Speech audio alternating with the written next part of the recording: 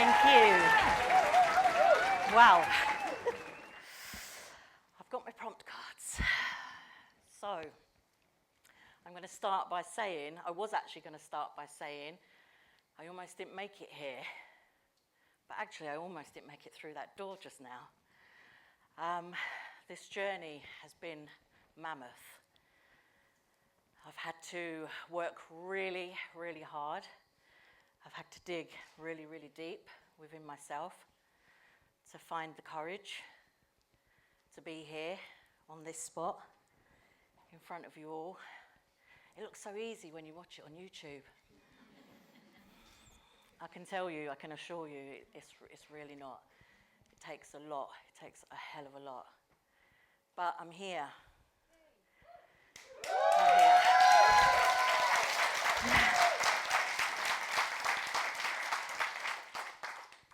I'm here, and the beautiful thing is, this has always been my dream. This has always been something I wanted to do in my life. I didn't expect it to come this soon, but it's here. I had no idea what it was going to feel like. I do now. I do now. Woo! So, I'm going to be talking to you today about identity. And it's going to be in a way that you may not have heard it talked about before. And in order to do that, I have to begin by telling you a secret. And that secret is, I don't actually know who I am.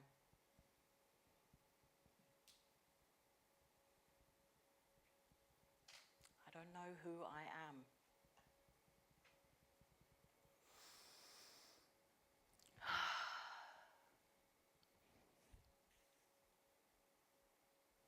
I do know that I was born in the 70s to an English-Irish mother, single mother, and I was told that my father was an Asian man with a jolly personality. I like to think I've got that. I like to think I took that. I never met him though, and to this day, I still don't know his name. My mum decided to take that with her to the grave. But I spent my life always wondering, could I have been a daddy's girl? What would that have felt like? Because you see, the thing is, I knew I definitely wasn't a mummy's girl. She made that clear from the very beginning. As soon as I could talk and as soon as I could understand words, it was made very clear to me that I was unwanted, unloved, and shouldn't have been born in the first place, I was told, daily. Those words really seared into my mind as a small child. And they would impact the rest of my life.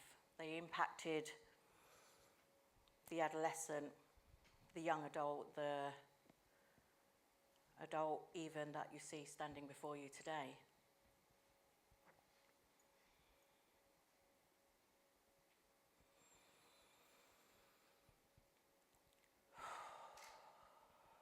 You see,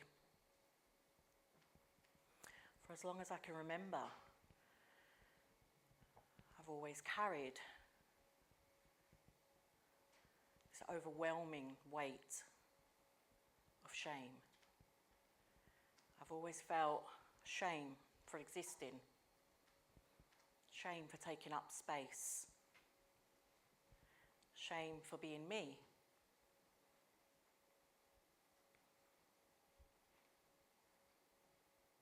Even though I didn't really know what being me was or meant. One of my earliest memories was being 5 years old in primary school. And a substitute teacher was teaching us that day. and she asked us to paint pictures. I was really creative as a little girl, and I still am. And I painted something. I don't remember exactly what I painted, but I do vividly remember that teacher's reaction to it. Her facial expressions, she was smiling. She was praising me, telling me what a gifted and talented little girl I was, and how the picture was so lifelike. And I went from being a tiny 5-year-old to suddenly feeling 6 foot tall, beaming from ear to ear, giggling and soaking up all of our attention. And then, in an instant, it all came to a halt as she turned around and asked me, "But you haven't put your name on it yet." She picked up a pen and stood poised, ready to write my name. I froze. In that moment, I knew I couldn't possibly tell her my name, because then she's going to know I'm not fully English.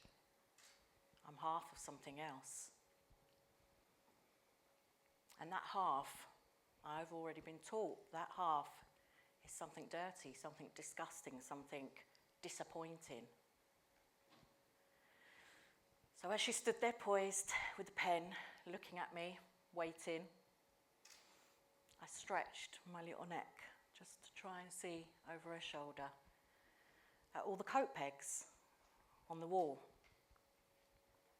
And as I scanned all the names, I tried to find the most English name I could find, which actually wasn't that hard in a 1980s classroom. And then my eyes fell upon a red and blue jacket. And the name above that jacket said Jessica. So I looked round at the teacher. She looked down. So what is your name? And I looked up earnestly and said, Jessica. She said, "Oh, what a lovely name. And what a great painting. Well done, Jessica." She wrote my name. That memory for me now as an adult is really moving, because it's the one time in those, it was a rare moment in those years where I was able to receive praise for something that I'd done really well. But I was never able to claim it.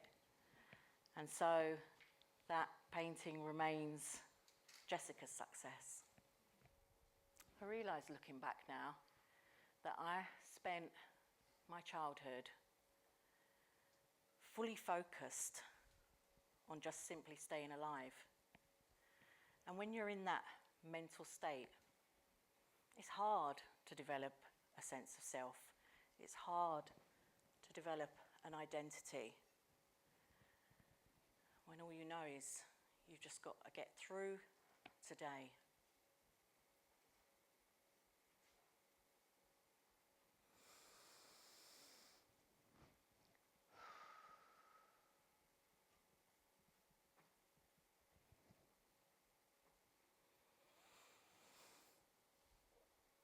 Someone said to me recently,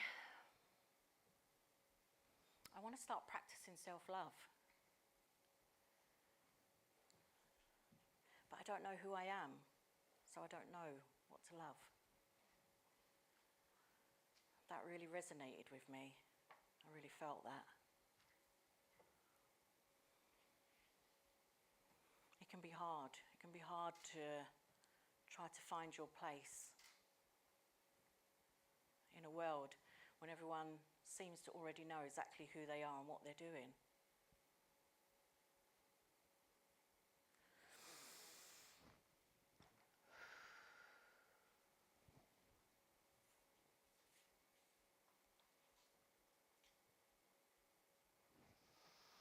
find myself always constantly trying to justify my existence, trying to give my presence purpose when I enter a room, when I get on a bus.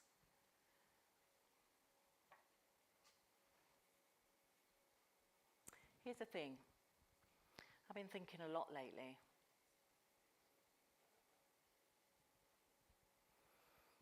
What if identity isn't just your name, where you come from, your values, your belief system?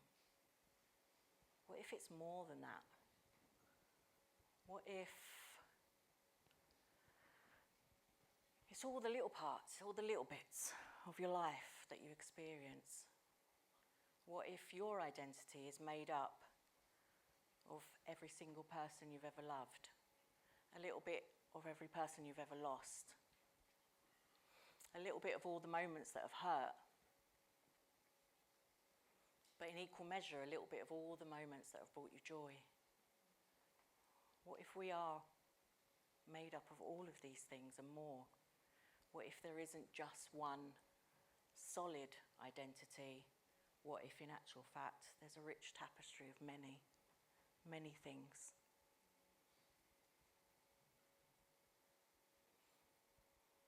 I still don't know who I am. But what if that's okay? What if just being, what if just being me is enough? I know that I'm kind. I know that I'm caring. I'm a sister, I'm a friend, a neighbour, partner, mother, a grandmother. I'm all those things.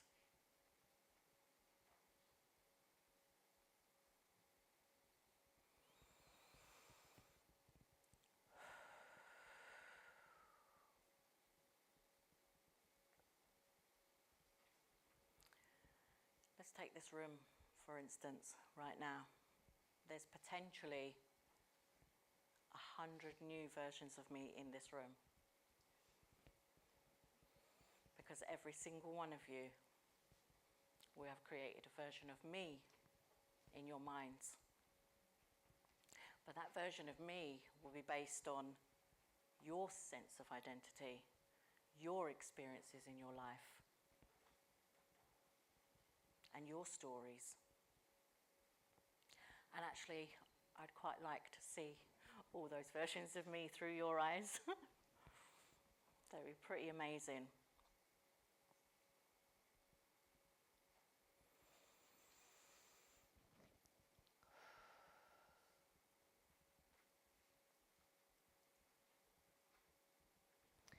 If there's a lesson that I've learned from my story,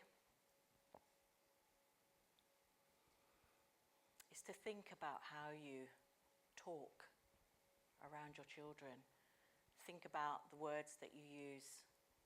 Think about your language. Think about your facial expressions, your tone of voice. Think about how you express the things that you don't like. Because children are little sponges and they take on all of that information. It doesn't matter how young they are. They take on that information and all of those messages become the little pieces of their identity.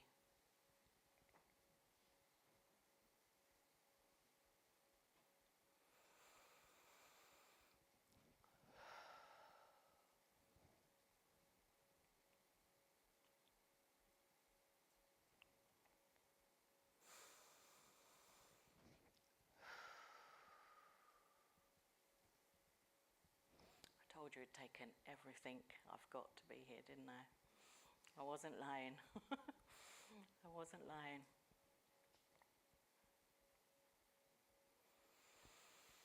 My journey continues.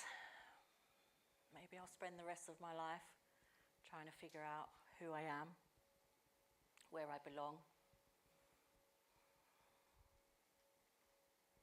And maybe that's okay. I know in this space, with all of you, I'm safe. I'm Sonita. I'm here.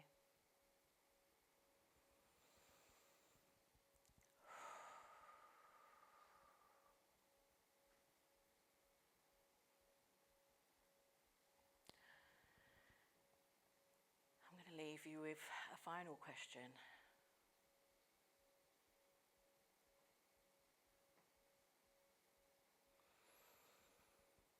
If I was to ask all of you today, who are you? What would your answer be?